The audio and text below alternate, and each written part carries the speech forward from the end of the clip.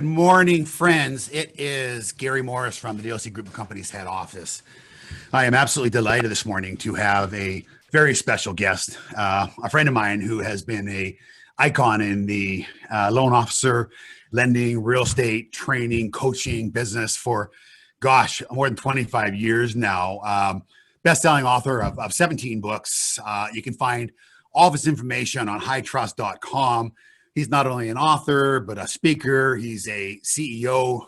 A few of his notable books that I've really enjoyed: High Trust Selling, Time Traps, 10 Golden Rules of Customer Service, Wealth Strategies, The $6,000 Egg, and many others. Got a brand new program called Connect, and I think the title of his new program, Connect, is really well named, because now more than ever before is the time to connect. He's also been running Sales Mastery, an awesome event in the US for I think 25 years now. So I want to, on behalf of all of you, welcome a really wonderful individual, my friend, Mr. Todd Duncan. Todd, good morning.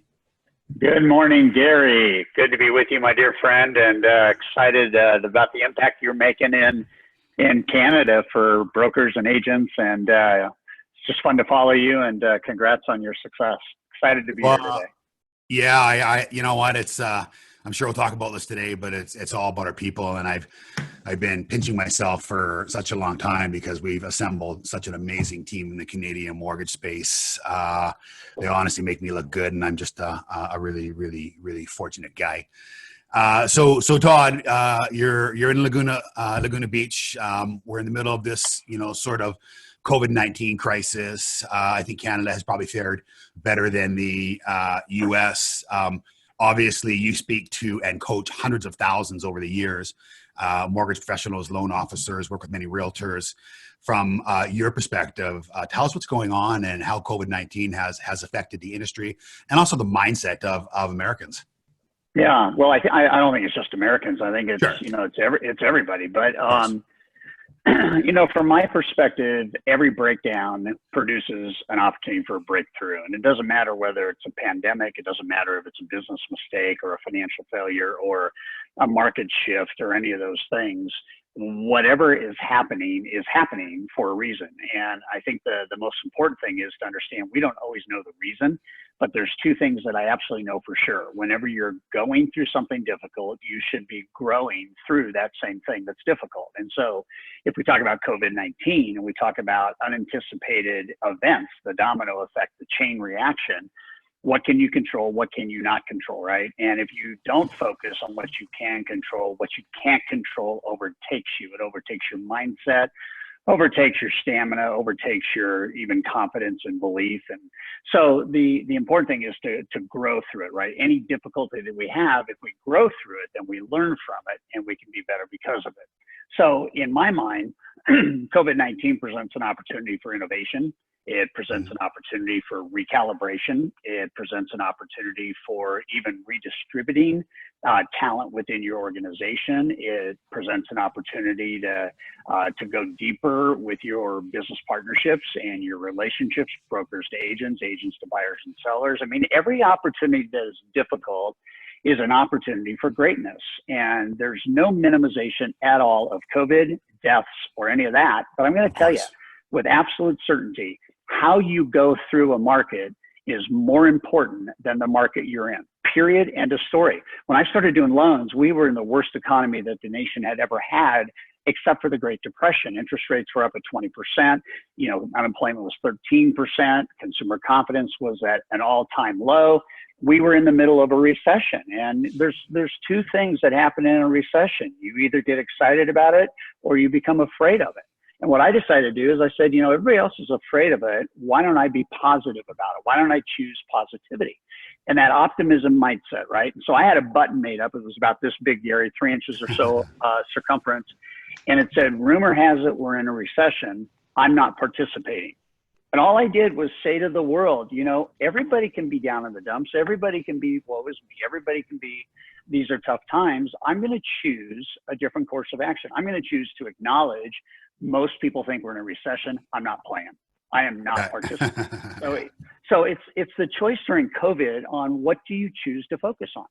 And for us, it's innovation. We're in the event business. You want to talk about getting slammed when all of a sudden for 55 days, every event you had scheduled is canceled. You think about, I don't know, we're in phase 4, I think, in California. You can't bring events back until maybe 2021. So what do? Well, you innovate. You innovate, you create, you develop, you change. That's all. I'm not minimizing the pandemic. Yeah, but no. Well, what I'm suggesting is how we go through things determines how we get through it. yeah, and we're going to speak a little bit later about mindset, but in many ways, as I've said before, with the exception of sickness and death and job loss and that sort of stuff. I mean, I think this is one of the greatest opportunities, certainly in my lifetime. I mean, I've been more productive and more dialed in, and I've been connecting with people more than ever before. And it just gives us time to just really rethink things and how we're doing it. And, the new world is radically different. I mean, how we communicate, look at us face to face now, the speed of it. We're super excited about it. So, you often talk about fear versus faith. And, it's funny because fear paralyzes so many people, and, I can't do it. I'm not good enough. I don't know enough. I haven't no experience. And they just, make these incredibly, decisions in their mind because they're very fearful. Can you maybe just talk about, because I've seen you talk about this before, just talk about, sort of mindset when it comes to faith versus fear and what we need to kind of move forward. I think it's, I don't want to oversimplify it, but most of what we don't understand is that we're in charge of whatever we assign an emotional value to a circumstance or a word is. And so if you take a look at fear, and you take a look at economies that are crashing, unemployment that is escalating, borrowers not being able to stay qualified for a loan, deals falling out, making calls, all that goes into leveling up your business, making an investment, this, that, or the other thing. You have to choose the emotion that you assign to what is most normal. And anytime somebody is doing something that raises their own game, that raises their own bar, there is fear. And fear, again, as a word, can be assigned an emotion. If I take the word fear and I take the typical definition, most fear is worry-based. Most fear is worrying about things that will never happen. And that acronym is false expectations appearing real, right? So we look at environments we're in, we look at societies we're in, we look at economies we're in, we look at disruption that we're in, and we have to say, is that really the emotion that I want to assign to a word fear?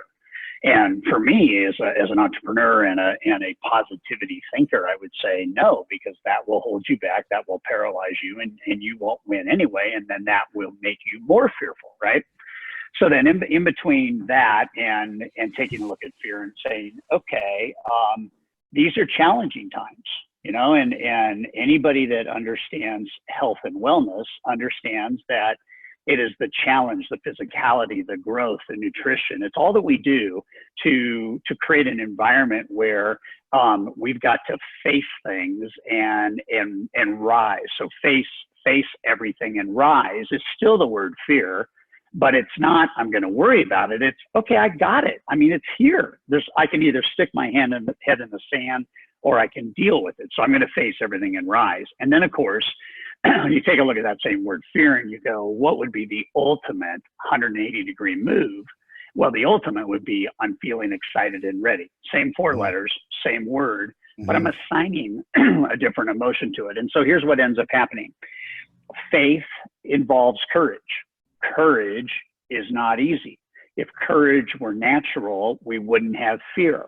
We wouldn't have challenge. We wouldn't have setbacks, And so what we tell people is if you feed your faith and starve your fear, then you push fear out. And there's nothing more important to push fear out than courage, preparation, and action. And if you're courageous, you're prepared, and you act, you will push fear out. And then all of a sudden you're in a smaller population of people that are attracting abundance in worlds and markets that are not abundant. Yeah, no, it makes a lot of Yeah. sense. And I mean, so much is preparation and action. I mean, it's funny because there's so many people that think they're keeping really, really busy every day, and they're doing all kinds of, essential tasks and critical things for their business. But anytime we do an autopsy on it, we find often there's time spent that, isn't on essential, productive activities. So if I said to you right now, we had, almost 2,000 people on this call, and you could kind of something that you narrowed down to your coaching customers, sort of three crucial steps and decisions today, what would you identify them to be? So it's a broad question, right? But if I think about our solution in the marketplace, which is high trust coaching, and I think about the people that our certified coaches are coaching on a regular basis, the three things they're focused on right now is they're focused on winning, they're focused on solving, and they're focused on engaging. And winning is, what is your mindset, what is your attitude, and how do we keep you every single day engaged in the win? And part of that is to understand that if I have an attitude towards positivity, a proclivity to seeing the possible, the optimistic, the stuff that's good about this, then I can start to take action that allows me to win. I'll give you an example. So right now, if I'm a mortgage broker and the market is flooded with refinances, and I know that this is a season, to win, I could actually do what most brokers aren't doing right now. And I could go back to some of my key partnerships, and I could be doing business reviews with them. I could be doing 30, 60, 90-day business reviews. Where do you want to be in Q3? And what do we need to do together as partners to set the stage and foundation to get there? That's winning, right? And the cool thing about doing that in a counter-cyclical environment is you don't have any competition. If I focus right now on a market where 3 out of 10 loans are being done, and not focus as much on the other market, which is 7 out of 10 loans, which is refis. There's nothing wrong with refis, recasting loans, doing new products. But if I do something that nobody else is doing in the time frame that nobody else is doing it, when the future gets here, then I'm already prepared. So that's winning. What are the wins that you need every single day? And again, you win to the degree you have faith. If you don't have faith, you don't win, period, because you're locked in the grip of fear. So winning is one thing. And I think that, we had about 20,000 views over the last 30 days or so, just on kind of winning mindsets. I mean, what does it actually look like? And so we know that resonates with people, right? I just did a Facebook survey last week on, what are your biggest pain points? And it was really interesting to see that most of the pain points are solvable by having an attitude of, well, what does a win look like in this area? So that's one thing. The second is solving. I mean, today you must be, whether you're a real estate agent, a mortgage broker, a business owner, you must be solving things today. And that starts with you first. What are the solutions you need in your life right now? What are the solutions you need physically, emotionally, even practically speaking? What do you need to do for you? Because you cannot connect with the outside world, clients and otherwise, unless you're connected with you. So when you look in the mirror and you say, I feel good about me, I'm healthy, I'm doing the right things, then you extend that attitude to the marketplace. But if you don't feel that way, then you're not gonna be able to solve. So solve for you, and then realize that if you don't know what your clients need, if you don't know what your employees need, if you're not engaged and asking questions about how can I help you win, then you don't have the ability to solve. And you've got to pay attention. There's this skill set in selling that's called active listening. We spend a lot of time in our coaching company helping people really understand active listening. And what active listening means is you're not actively listening. I mean, you are, but you're listening for action. Okay, it's just the other way around. So I had a CEO probably, I don't know, three months ago that I asked her, I said, how can I help you win? And she said, you can get me a crystal ball. And I'm thinking, wow, a crystal ball. That's all it's going to take, right? So we had a conversation about why she assigned, you can help me get a crystal ball, because she was like, I don't know what to do. I'm not clear on my next steps. Right. So within 2 days, we had a $90 3-pound crystal ball sent to her office on a sterling silver stand. And it's on her desk today, every single day. Right. And every time she sees it, she's thinking, crystal ball, let me call Todd. Crystal ball, let me call High Trust. So solving today, we're in a Google society, right? You can find anything you need for anybody instantly. So you got to solve. Yeah, it makes a lot of sense to me. I just for fun, actually, I just raised a cup that was that I'm drinking from today. That was a gift from one of our brokers, Linda Walters, and tap into your potential. And your potential is all about solving problems and convenience and making it easy for others. One of the things that I find, and I want to kind of narrow down some focus and jump into some real sort of direct questions. One of the problems that I see with many mortgage professionals, doesn't matter if they're brand new, it doesn't matter if they're running a $500 million team, is they are often not, focused enough. They're shooting with a shotgun or trying to rather than a rifle. And I've often said some of the best deals I ever make are the ones I don't take because I'm inundated with options and business opportunities and let's go here and add this product. And, you and I talked off air about the ability to say no. And how vital it is to your business. Like, I'm not going to do this and I'm not going to do this. And you're not going to sap my time because I need to be focusing my time every day on what gives me the highest return. And that is typically finding ways to build emotional deposits, to build relationships. So talk to me about saying no and some of those mistakes that those mortgage professionals that you've worked with, how they're distracted and how it affects their business. Well, so here's something that's really interesting. The more you tolerate what you don't want, the more of it you get. Sure. And it's super, super important to understand that whatever you have an issue with is usually because you don't have a strong personal or professional boundary.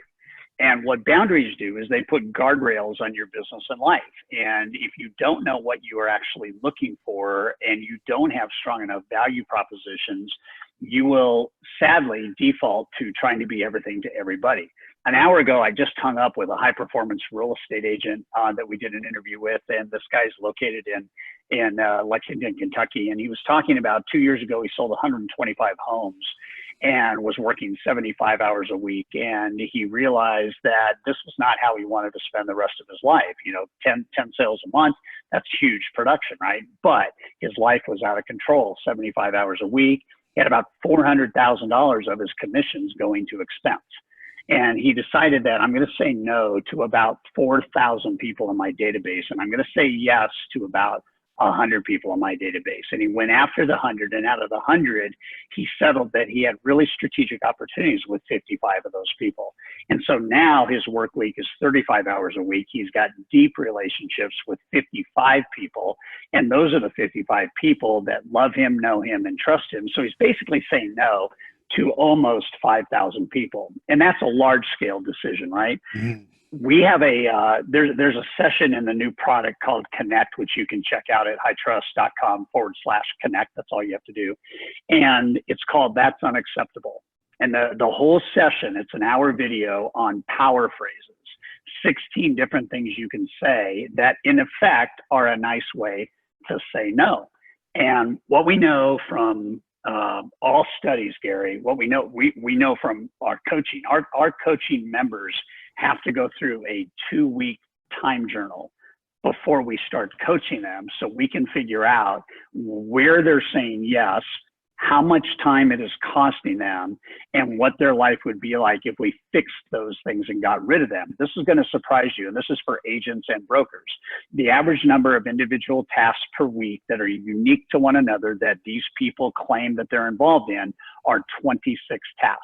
26 things that they're trying to get done every day or every week. What ends up happening when we do the analysis, and this is where it's mind-blowing, Gary, somewhere between 18 and 26 hours a week are going to these things that they should be saying no to. They should be saying no to it with a technology. They should be saying no to it with an assistant or two. I mean, we could dollarize all day long for a real estate agent or a mortgage broker. It is cost. You know what? Here's what it's doing, Gary. By not saying no, the average mortgage broker has to work 30 years to get done what he could get done in 10. Same with real estate agents.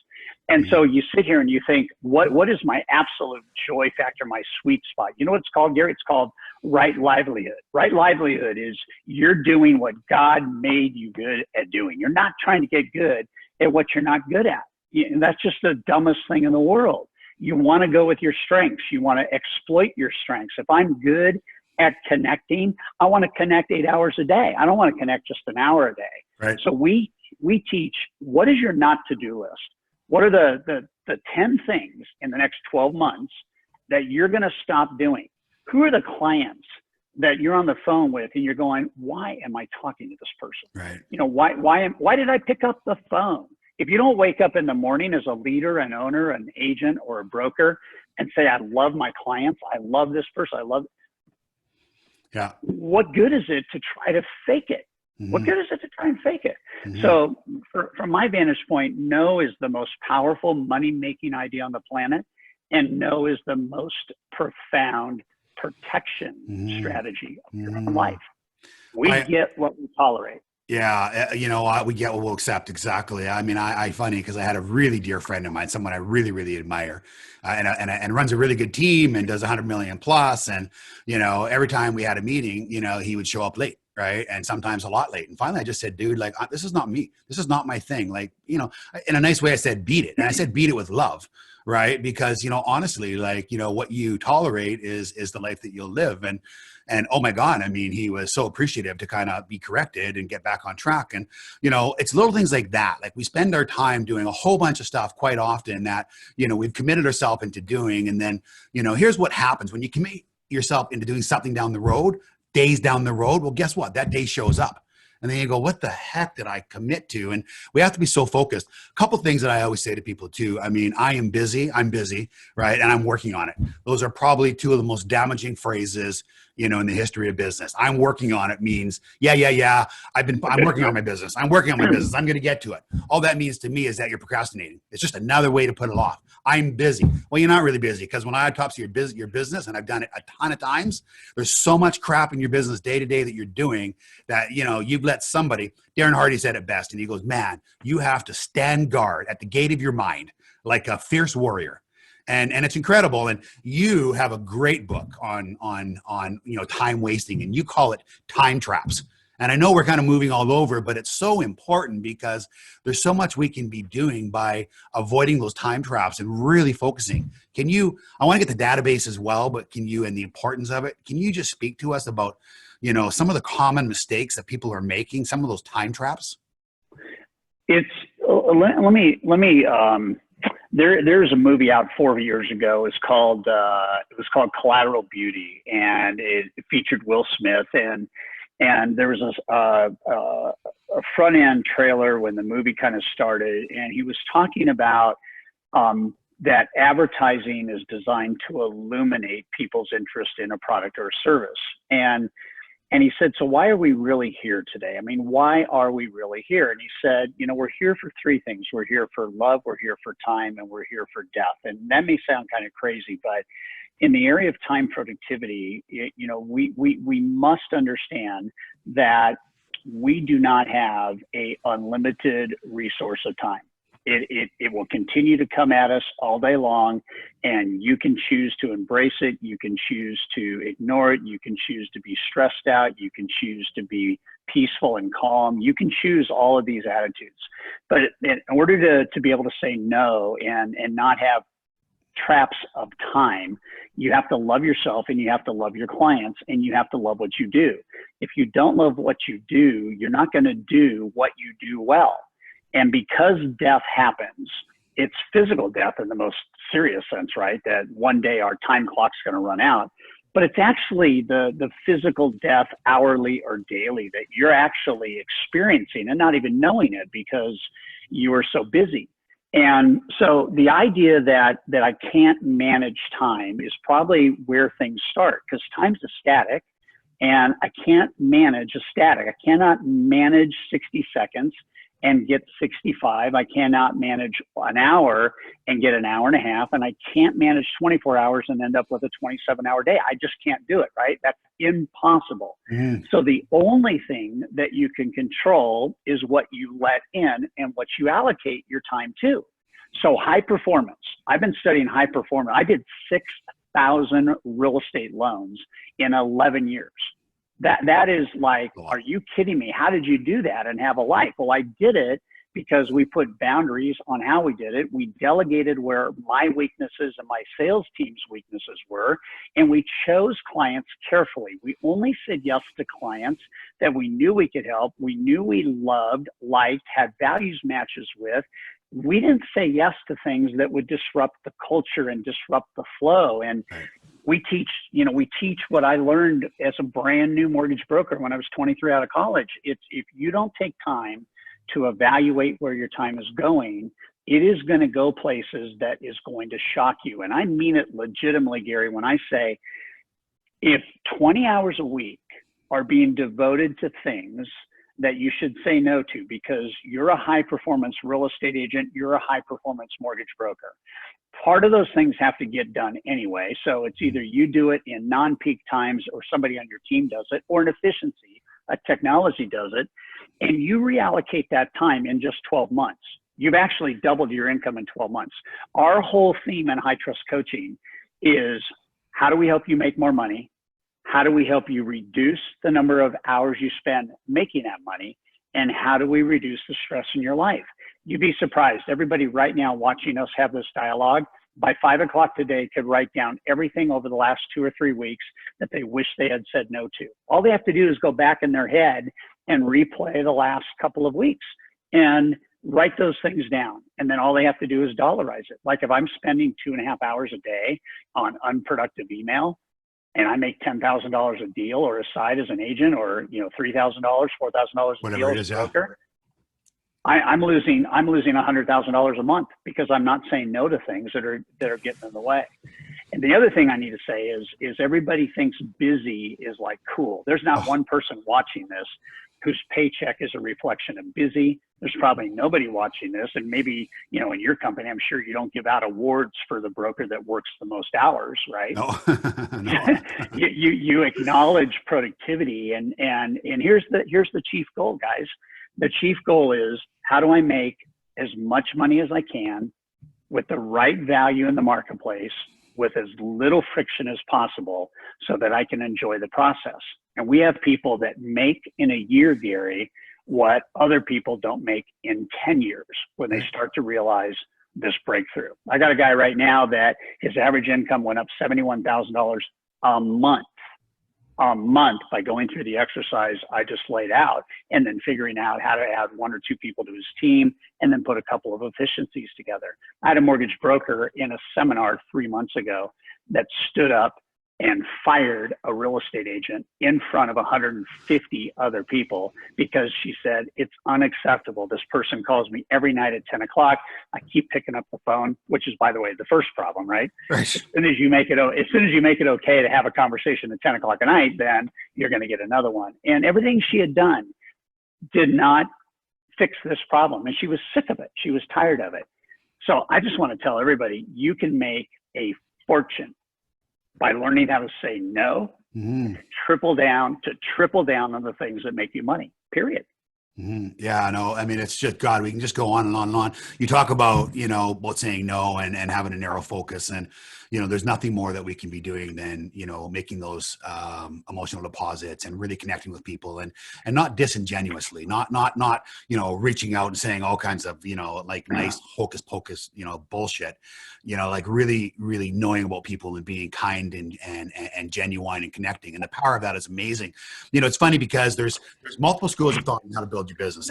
And there's people that do a really good job with advertising. If they have a really, really kind of heart-centric message, it can be effective. And but I always say to people before they start spending all kinds of money on advertising, and in many ways, advertising is a tax that you pay for not having, a connected database.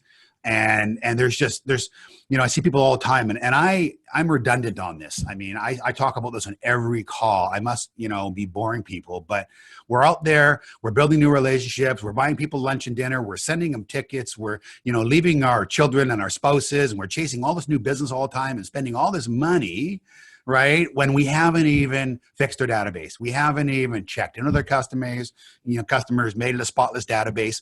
So talk to me a little bit more about database and, in your opinion, how important it is and what everyone on this call should be doing just to start. I don't care if you have a database. What can you do to connect, to make it stronger, to build, what I call, raving fans? I always say when people appreciate you and value you for who you are, life gets easier. They open more doors, they make more introductions, they escalate your deals. Like, it really is easy once you kind of build that, those critical relationships. So, it's a question that we could spend a whole day on, right? Because, here's a very simple truth. If you want your clients for life, Gary, you have to talk to them during their life. Right. People laugh when they hear that. Yeah. But with all the technology available today, and with all of the social available today, and then with a different way in which you engage customers, and that was the third piece that we started with. We were talking about winning, talking about solving, and now we're talking about engaging. So let me just be straight up with everybody that's watching this right now. You're losing millions of dollars in your career, and maybe even a year, because you don't have a database that you have activated. You may have a database you market to. You may have a database that you send newsletters out to. You may have that, but if you don't have the data in that database and the relationships in that database that matter most, you're going to continue to look for new business. When we wrote a book, my wife and I wrote a book 2 years ago called 5 Stars, and it was how to earn high trust in the digital market. And it didn't matter so much that it was digital. What mattered is the idea that you have got to connect. And if you don't connect, that's why this new product, this new Connect resource is so important. If you don't connect, you don't convert. And if you don't convert, you don't have a database. You got a bunch of names that you don't pay attention to. So here's the deal. The deal is that when you close a loan or close a real estate transaction, that client ought to know that that is the first step in a 20-year relationship with you. That's the first thing that has to happen. Perfect. And then what you need to do is, before the sun goes down that day when that customer closed, you need to set a recurring tab for every 12 months. Call it an ACR, which is an annual client review. For the broker, it's an annual mortgage review. For the real estate agent, it's an annual real estate review. Okay. And then you're going to put an end date. If I close that deal right now, then the end date is going to be not 2030, it'll be 2040. And then I'm going to alarm it. So my day, if I'm a real estate broker, if I'm a mortgage broker, my day ought to be at least half engaging with people that I've already helped once. And we spread that out over the year, and your practice now becomes a practice of retention. So you got to acquire people, okay? Then you got to blow their mind. And if you blow their mind, then you get to retain them. And if you retain them, then they get to help you build your business. So this guy this morning, just 2 hours ago, I've got an agent that I'm interviewing. They have taken a person that they closed an escrow on. So the mortgage guy and the real estate guy took this person, and they started realizing, this is the question all of you have to ask. This buyer, this seller, this purchaser, what is their scope of influence? What is the sphere that they have influence over? And then I've got to understand, can I help their sphere? That's what it has to be. We call it the circle of cash flow. It's a patented trademark business strategy. Listen to this. They now, one realtor, one lender, have 3 manufacturing plants with 2,700 employees. That's what they're doing. They're not spending time with 4,000 or 5,000 people. They're spending time with one person who runs 3 manufacturing plants for a little brand called Hitachi. Yeah. And what we need to understand, you guys, I've got a guy right now that's closing about 50 real estate loans a month right now.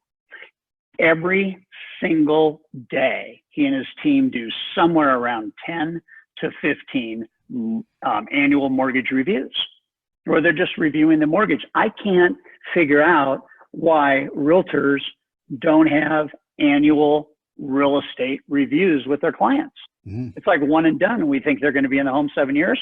Why have an annual review with them? Mm-hmm. Well, have an annual review because maybe somebody got sick in the family and died, or maybe the mother-in-laws or father-in-law is moving in, or maybe the kids are now away and going to college, university, and they want to downsize. Maybe they got pregnant 3 months after settlement and now they need 2 more bedrooms. I mean, Gary, we're going broke not staying in touch with our clients. Oh. It's absolutely crazy. I'm gonna put you on the spot. Okay. What did I ask you this morning when we were talking about database before we went live? What was the one question I asked you? Do you remember? My birthday. When is it? And so right here, it's 6/24, Morris's birthday. Why? I wrote yours down, right? When I said, when's yours? I wrote yours down instantly afterwards and sent a message to my assistant to put it in our calendar. Isn't that crazy?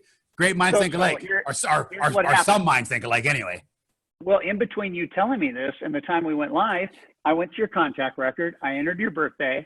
I entered a recurring tab. I entered it for 20 years. And I'm going to call you every year on your birthday or send you a video or do both because that's what I do. You know, that's what I do. We can talk about this. How funny. Yeah, we can talk about this, forever and ever and ever because, it's funny. I mean, I've been, just incredibly lucky in life. And, I didn't have, I was raised in an average family. We didn't have any extra money. And I think the one thing that I learned early on was the power of relationships and building them way in advance, of anything, right? Building them because, I like the relationships and it's served me well. And I always say to our people and our team leads and our mortgage professionals that, guys, the best referral source, the best salesperson in your business is your current customer. But, very few people really figure that out, right? They're always chasing that new business. And, I say to people, I said it to you this morning. I said, please don't send me a birthday card that says happy birthday or Merry Christmas or top of the season or happy Easter or that's all like just crap, right? Send me something that says, that you connected like, hey, it's 1 year later since we first, got together. I see it's your birthday. You're one of the nicest families that, I remember dealing with last year. It's been an absolute privilege. Last time we talked, your daughter was going to a dance contest. Hope she did well. All the best, Gary. It takes a little bit more longer, but they go, oh my God, do you know how many notes I have in my iPhone of people that I've met and, stories they've shared with me. So next time when I run into them, I'm refreshed. I mean, everything is about building relationships. And, a lot of us, we don't see that. When we talk about database and database marketing, a lot of us now, because I've been really promoting it, have, we have this great, program that we'll set up for our agents and it sends, birthday cards with proper words at work and autoresponders and, 12-month notifications and 6-month notifications of mortgage renewal and so on. But it's like the military. The military never goes in with only an airstrike, right? They have an airstrike first in order to, kind of soften them up, and then they go in with the ground, So now you have to have a whole bunch of connections. You have to have the airstrike, which is the email, the SMS, the social media, connection. You have to have the snail mail, which is now very novel and timely because nobody's sending mail anymore, so they get it. Right. And it actually matters. And you have to have that with your digital presence. And now you can monitor all of your referral sources and your past customers on social media, so anytime there's something going on in their life, you can reach out. And, it doesn't take a lot of time. And, I'm really narrowing this conversation down to database because I spoke to a guy yesterday and a guy who I've known very well, does a huge amount of business. He goes, Gary, I was in the business for 17 years before I kind of figured my database out.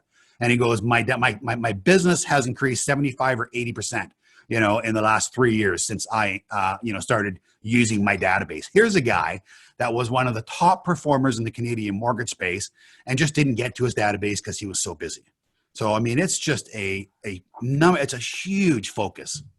So let me just, I want to park on just a layer on this that is really, really important. Okay. I'd like you to stop calling it as a society a database. Because it's not a database. It is a group of people that you have some data on. But if you're thinking it's a database, you're not thinking emotional connection. What you do is you start to think, I have got a responsibility to people that are in my tribe, that are following me, that rely on me for guidance, that value what I do. So all I want to do is I want to connect with them. The whole reason I did this Connect program, Gary, is because there's too much digital noise right now. There's too much crap getting sent out, emailed out. We're burying society on unsubscribe. We are in a society right now where we are over promoting and we are under connecting. And I tell people all the time, turn down the promotion, turn up the emotion. I'm going to tell you one story right now. For 27 years at 4 o'clock on August 16th, I've called a guy in Australia who's the CEO of a very, very large mortgage company in Australia, partially because we did business for 7 or 8 years as I helped him get the company off the ground. And then as he was growing it, I wanted to make sure that every single August 17th, a day later than here in the States, Yeah. I called John and I wish him a happy birthday. There was a guy early on, 25 years ago, that was in John's company that got trained by me that now is the CEO of the 5th largest mortgage company in Australia. I went to him and I said, I want to make an impact in Australia with high trust. Who do you know that I could talk to that might be able to help? I get referred to the largest media company in Australia. And the largest media company in Australia controls banking, finance, brokering, aggregation, mortgage, wealth management, CPAs, attorneys, and military. They have 275,000 active people in their media market. These are people they're influencing. What I need all of you guys to understand is I don't get any ROI from people that I have done business with unless I commit to adding value to those people. No question. Expecting, demanding, thinking that it's going to be an automatic, you can't do it. Absolutely. So stop white male marketing. Stop digital noise. Stop sending the same thing to everybody and just start having different protocols. We're in a virtual world. This baby right here can make you $1 million in commissions if you just use it uniquely and differently than you ever have. Stop thinking about it as a database. Harley Davidson does not think it's got a database. It thinks it has a tribe. That's what we have to do. Yeah, and it's funny because you talk about renaming, it and stop thinking of it as a database, and I love that. I often, coach people and say to them, listen, when you're speaking to your past customers, your referral sources, customers you've done business with, stop asking them for referrals, right? Ask for introductions. When you say to a person, hey, listen, would you, do you have any referrals you can, introduce me to? Referrals has got this sort of connotation of an obligation or a commitment. Oh my God, what if I refer somebody and they don't do anything? What if they waste your time? Like nobody. But if you say to somebody, hey, would you mind, making an introduction to me? Do you know anyone? Like everyone likes to introduce people, especially if they like you, to somebody else. And there's no obligation with it. And that's all. It's our job to build that relationship, right? But, it's funny because it's just a little, simple tip, but it's so powerful when working with, those people that, already know, like, and trust you. Well, and by the way, the people that know, like, and trust you can do a better job making the introductions to people that know, love, and trust them. And here's the deal for agents and brokers alike. My conversion rate to a new relationship is about 10 times more likely if I have that introduction, symbiotic kind of relationship than if I cold call, buy leads, advertise, do any of that kind of stuff. And the highest conversion of a referral into a new relationship comes from like-mindedness around trust and wanting to have somebody's back. And you can make a fortune in transactional pursuit. You can make a fortune in relational pursuit. What I have found is that the relational business is about 100 times more profitable than the transaction business. In everything: worry, labor, number of people, pull through, conversion, revenue, everything. Yeah, no, absolutely. Yeah. It's interesting because, I find myself now working with a lot of, our large teams and our top performers, who have been in the business for a long time and make a great living. And I'm not going and trying to teach them, you know, how to even bring business in or how to underwrite a mortgage file. I mean, they're excellent at that. They're better at me in that. But what I find more than anything else is people are looking for that time that you talk about. And, you know, it's funny because I want your opinion on this. I often, when we're talking to new people, bringing them on board or just having a discussion, they sort of defensively go, yeah, but it's not all about the money. Everything you're talking about is great, but it's not all about the money. And I value relationships. And I always say to people, it is never about the money. I agree. When you're sacrificing your life, your time with your wife or your family or your getaways or, you know, what you love to do. But I believe that you can go to work and, you know, when you focus on what you're doing every day in your database and shooting with the rifle, that you can go to work every day and work 9 to 5. And I use the term, you know, kind of slay the dragon. And it's funny because it's never about, you know, saying to someone, well, it's about the money and I'm going to buy another shiny car or another motorcycle. Or I'm going to buy fancy whiskey or wine. For me, I always say to people, if you have more and can do more and can become more and learn more and implement more, and, you know, shouldn't you, you know, want to be more? Because, you know, I assure you, having the opportunity to, you know, take care of my sick brother who is now in my basement while we get him back on track, or do something nice for someone who reaches out who is struggling, you know, maybe sending your child or someone in your family to a better, you know, college or university. It's never about, you know, like rah making money.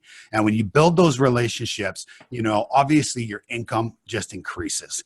But, you know, you're not chasing it because it's the almighty dollar. You're chasing it because of the freedom that it gives you. It allows us to hire, you know, more people, better quality people, reward them better, you know, and that, you know, as they say, raising tides rise all boats, right? So I want to talk about people, right? And it's one of the biggest misses when I coach these top performers, and when I have guys that are bringing over these large offices, you know, I'm not talking to them, as I said, about you know, how to generate mortgages. I'm talking to them about how to run profitable, defensible, efficient, predictable businesses. And it's all about the people. Can you talk to us about taking care of your staff and the people and what's important and how to hire them and a whole bunch of different stuff? Was that, sorry, that was, let me narrow that down. No, I got it. Let me say, I don't want this to sound like I'm disagreeing with you, but I want to say to everybody, it actually is about the money, in the sense that you're spending life force not making money for the labor you're giving. And what I want to have people understand is we don't pursue money because we feel that we need it or that we've got to have pride around it or any of that. Money is a byproduct of the value exchange in the marketplace. It's that simple. So if you're going to give 40 hours of your life every week to a job, would you rather make money for 40 hours or make money for 10? And the answer is you're going to rather make money for 40, not 10. And so then if you have that mindset, then it gets down to, how do I build a team around me? So that is all I do. I have a friend of mine who's a dentist and makes about $6 million a year. And 7 years ago, he was not happy and probably broke. And he was doing all the procedures. He was doing all the minor stuff and doing all the major stuff. And I said to him, I said, Paul, what do you really love doing? He says, I love restoration dentistry. I said, why don't you build your practice around doing what you love? You're really good at it. And that's the thing that pays the most money. And then he says, what do I do with the rest? And I said, hire 3 other dentists that are 20 years younger than you and let them do the other stuff and build the life that you want. And so now he works 30 hours a week. He takes about 15 weeks off a year. He's making $6 million a year. It is about the money. It's about the money and it's about the joy. And everybody on his team realizes that when he's a happy, purposeful, dialed in leader, the culture, and this is the culture trumps strategy. You got to have the right culture, which means you've got to have the right people. Darren talks about all the time, A team. You can't hire a B player and turn them into A. You certainly can't hire a C player and move them into A. You got to hire A's, and then the A's can go to A plus, and then it attracts a whole different type of people. So it's about the money. It's about being profitable. It's not about trying to make the money without value. It's about really giving value. So here's the deal. Look at North America, look at Canada. You can look worldwide, but if we just take this continent, forget Mexico for just a second. In Canada and the US, 79% of citizens report that financial stress is the biggest stress they have in their life. And this is before COVID. Right. So if money's not important, how come 8 out of 10 say it is, right? Mm-hmm. So here's the job. The job that you and I have as brokers and agents is to help people win, help them win smart, help them win financially. If I have employees, I want my employees to win financially. I want to set goals. I want to pay them well. I want to overpay them. I want to reward them in surprising ways. I want to give them a bonus when they're not expecting it. One of the gals on my team loves St. Thomas, and Deb and I were just talking because she's working her butt off, right? And so you want to honor that. And I don't know, it was 4 or 5 months ago, and Deb just said, why don't we give her a bonus? Why don't we just give her a check? And we wrote a $5,000 check and said, thank you. You know, and it's just like not part of her comp plan, not part of what she was going for, not part of her goals, part of her dream, and part of acknowledging that we appreciate everything she's doing to build this brand.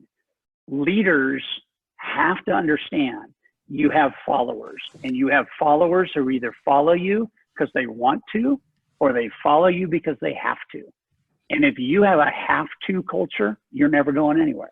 Mm-hmm. If you have people following you because they want to, it's only going to be because they believe in you, they see how you value them, and they want to do the journey with you. And they're better off with you than without you. So it gets down to that. Two things. Yeah, please. If in doubt about a hire, pump the brakes and say no. If in doubt, say no. Pass. Wait. And then get out of your own way. I'm a good interviewer. I am nowhere near as good as the 2 other executives on my team, and all 3 of us will make a decision together. And if any one of us doubts a hire, we don't make it. Okay. Yeah.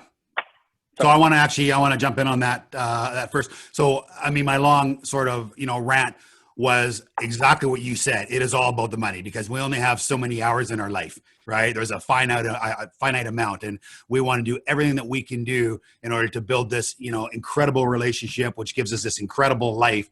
And there's a lot of things that we can do to help others and make our lives easier. It's never about the money for necessarily material things. It might be in the early days until you have some dough, and then you start getting rid of some of that stuff. It's funny because when you talk about the people, that is where I see the biggest gap. So if I have mortgage professionals that have teams and have underwriters and, people who are working on documentation, the stress for them is there's a high amount of turnover and they can't keep them happy and they won't work as hard as they want. And, it's funny, if you're running a team today and you don't show everyone on your team evidence of progress, so they don't know where they can go or how they can achieve more or how they can reach an incentive, then all of a sudden going to work every day, especially if they have 20 years left, seems like a life sentence. Right. And I always say when if you're running a franchise and you have a whole bunch of brokers that work for you, a lot of those brokers one day are going to wake up and want to be you. So you have to make sure that you have a mechanism in place from day one that teaches them where they can grow to and gives them opportunities. And maybe they can have a team under yours and you're stronger together. Incentivizing people, either whether it be a pat on the back or financially. It's funny. I'm just reading. I had a friend of mine, David Chilton, on this call last week. Author of The Wealthy Barber, and I asked him his favorite book, and I'm going to ask you before the end of the call. And it was the Charlie Munger book, right? Poor Charlie, and the Almanac, and it's a collector's edition. I bought one online, but and one of the things that I circled right away was show me the incentive, and I will show you the outcome. Charlie Munger, and we forget about that. We just are always, like tapping our staff for more and more and more and more without letting them. Like personal development, get better, and sharing the incentives and the growth. And it's so important. Any comments you want to make? Because you just gave us a fine example of what you do. And I also want to, once you finish that, just go back and I want to talk about the $6,000 egg, because I think that's a lovely story people are going to really resonate with. Sure. Yeah.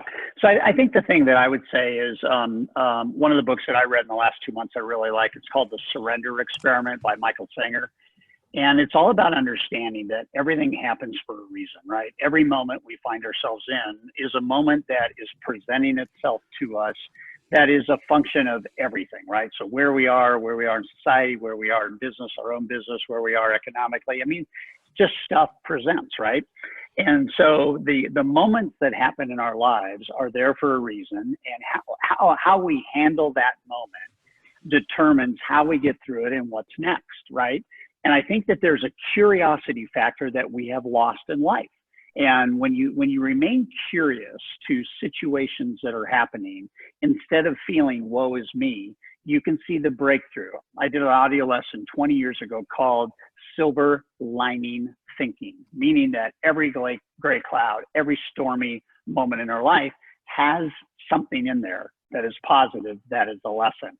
And so I think that it's really about taking a look at how do I handle the moments, right? And how do I handle that kind of thinking? And if we do that, then the doors are wide open, and you can just sit here with this like element of, wow, that's happening to me. And now I can see, what do I do with that? There's a curiosity. So I think that's super powerful. The $6,000 egg and everything about customer loyalty is really a decision of value. And I don't know where you want to go with this, but I know we have a couple minutes, but the short story is Deb and I would always go to a restaurant on Sunday after church, and they had some turnover in management, and we went to this restaurant, and we asked for a cheeseburger, and we were going to split it, and we asked them to put an egg on the cheeseburger. And the bartender said, I think we can do that. He went back to the kitchen, and the kitchen said they wouldn't do it. And the long and short of it is, after 3 different requests, a simple egg on a cheeseburger was not happening. And I was really frustrated because we would spend about $500 a month with our clients in this restaurant. And the manager came up and said, I understand you have a problem. And I said, I don't have a problem. I think you guys have a problem. And she said, what do you mean? I said, I come here every weekend, and I just ask for an egg on my cheeseburger, and nobody seems they can do it. She said, it's not our policy. We're not going to, and I said, well, what do you mean it's not our policy? She goes, we have a special this morning that's waffles and eggs, and we give you an egg for your cheeseburger. We're not going to have enough eggs for our waffle special, which was like $16. So she made a $16 decision, okay, to protect whatever the company's policy was, and she lost a $6,000 a year customer. What made this story so fascinating is we walked 100 feet to the right and went into Whole Foods just to see how much eggs were, and they were 30 cents an egg. There was a restaurant in Whole Foods called Back Bay Tavern. We went in and talked to the bartender and told her what happened at this other restaurant, and she said, at Whole Foods, we're taught to say yes. So Deb hits me under the table, and she says to Sandy, she goes, we would like a garlic, Parmesan, and bacon pizza, and we'd like an egg on it. And she said, we can do that. Yeah. So 100 feet between 2 places that provide food. One was can't do that.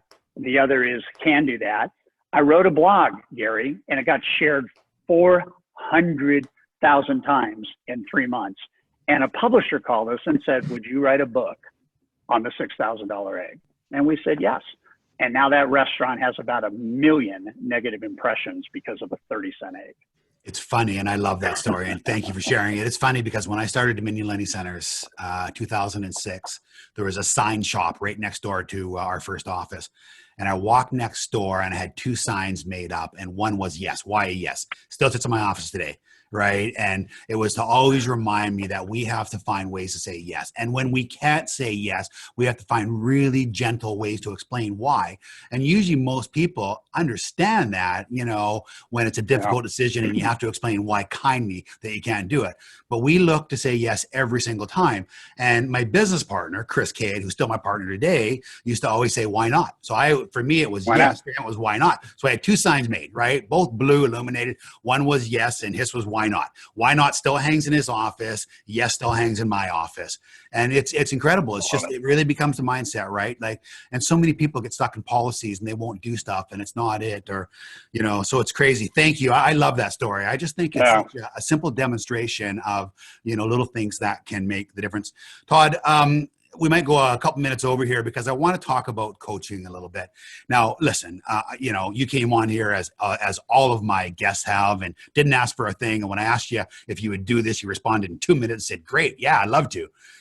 But I have said to everyone forever, I don't care where, I don't care how, I don't care who, but get some coaching and get some accountability. right? Like it will change your life. And I know you have a coaching program, and I know there's a lot of Canadian mortgage agents, as well as, US agents and other agents around the world that have either been to one of your programs, your sales mastery. So I study business religiously. I love it. It's my passion. And, I'm always looking and reading and curating and podcasts and making notes and, that sort of stuff. And I know you're much the same. Darren is much the same. Any of our top performers are much the same. The very best athletes in the world, they're world famous. They're, credited with every award.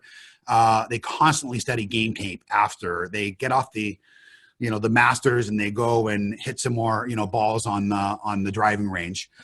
Talk to us about the importance of coaching and where to start. And of course, I want everyone to go to hightrust.com, and you got a free program on there. It'll resonate for some it won't. But whether it's you or anybody else or online, I think it's a really important, that self-development. Can you give us your thoughts around that, and in your opinion, how valuable coaching is and what it has done for your life? Well, I spend $100,000 a year on coaching as a CEO, and it's just straight up. I mean, I've been doing it since I was 23, and one of the things I learned early on is that, whatever you want to make and whatever business you want to do, you've got to prepare to invest a percentage of that into, getting and becoming your best version of you. So what coaching is about is it's about becoming the best version of you possible. That's what it is. High Trust Coaching exists to help agents and brokers create a different life experience. What is that life experience? That life experience is, I'm going to work less hours, I'm going to make more money per hour, and I am going to have less stress in my life. And I'm going to be healthy, balanced, and I'm going to have a whole different mental approach to living well, right? And so when we look at that, we started thinking, what does that look like in terms of the best practices? And the best practices are, we help people figure out life and how business can fit in life to give you both. I'll give you one example. We got a gal right now that closes 50 transactions a month and works 3 days a week, period. We got a guy that went from 4,200 hours a year and about $50 an hour all the way down to $1,800 a year and about $150 an hour. All we're trying to do is help people figure out legitimately how to balance life, work, and all that goes along with that by making strong choices, by learning how to say no, by only working with the people you love, working with fewer people and adding more value. And so every other week, our certified coaches, who I personally select, work with everybody, agents, brokers, every 2 weeks. And it's called the Go Zone. And we work on what's next. What did you do last week? What did you do this week? And what are we going to do in the next month? And we do that every single time, 24 coaching sessions a year.